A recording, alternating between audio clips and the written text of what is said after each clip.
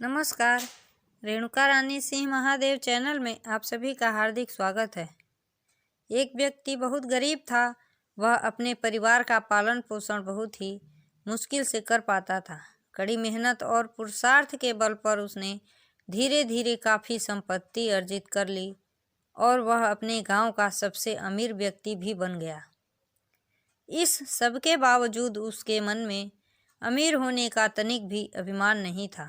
उसके पास ढेर सारे नौकर चाकर थे। एक लड़का था जो अब बड़ा हो चुका था। उस व्यक्ति ने अपने घर की सारी जिम्मेदारी अपने पुत्र को सौंप दी और स्वयं अपना समय भगवत भजन में बिताने लगा। वह व्यक्ति अपने मकान से कुछ दूर जंगल में एक कुटिया बनाकर तप करने लगा और बीच बीच में घर जाकर अपने पुत्र का मार्गदर्शन भी किया करता। एक दिन देवर्षि नारद उस जंगल से होकर गुजर रहे थे कि तभी उनकी नज़र उस व्यक्ति पर पड़ी और वे वहीं रुक गए। दोनों में परस्पर संवाद आरंभ हुआ।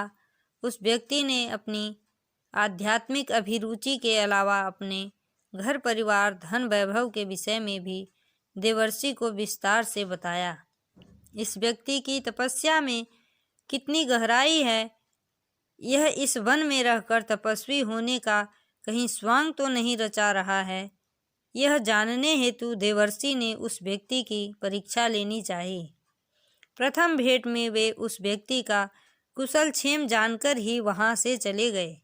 कुछ दिनों बाद देवर्षि फिर उसके मिलने जा पहुँचे।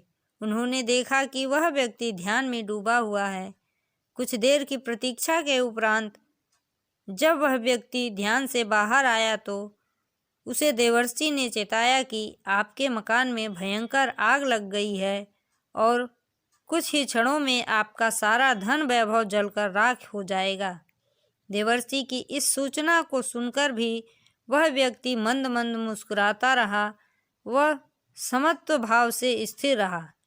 उसके मुखमंडल पर विषाद का कोई भाव नहीं आया। देवर्षि से वह विनम्रता पूर्वक कहने लगा, वह धन वैभव मेरा नहीं है, सब कुछ प्रभु का ही दिया हुआ है। जो भी हो प्रभु की इच्छा। प्रभु जो भी करते हैं अच्छा ही करते हैं। वैसे भी घर पर कई लोग हैं जो धन वैभव को बचाने के लिए पर्याप्त हैं। मैं उसकी चिंता क्यों करूं? देवर्षि उसकी बातें सुनकर बहुत प्रसन्न हुए और वहां से चले गए। कुछ दिनों के पश्चात वे पुनः उस व्यक्ति को देखने आए। चिर परिचित स्थान पर जाकर उन्होंने देखा कि वह तपस्वी उस कुटिया में नहीं है। देवर्षि को पुनः से उस व्यक्ति की साधना की प्रामाणिकता पर संदेह हुआ। अस्तु उसे खोजते हुए वे उसके गांव पहुंच गए। उन दिनों उस क्षेत्र में भीषण अकाल पड़ा था। सभी प्राणियों का भूख से बुरा हाल था। उस गांव में पहुंचते ही देवर्षि ने देखा कि उस तपस्वी के घर पर भूखे नंगे दीन दुखियों का जमघट लगा हुआ है।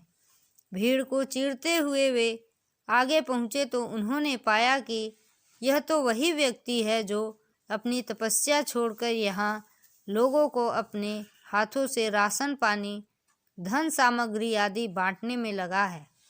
उन्होंने यह भी देखा कि वहाँ से कोई भी खाली हाथ नहीं जा रहा है। सभी मुस्कुराते प्रसन्न होते हुए जा रहे हैं। देवर्षि उस व्यक्ति के सेवा भाव से अति प्रसन्न हुए और बोले, बस तुम्हारी तपस्या हर दृष्टि से उत्तम है। तुमने वास्तव में अध्यात्म को सही अर्थों में अपनाया है। वह तपस्या भी क्या जिसमें मानव मात्र के कल्याण की भावना न हो।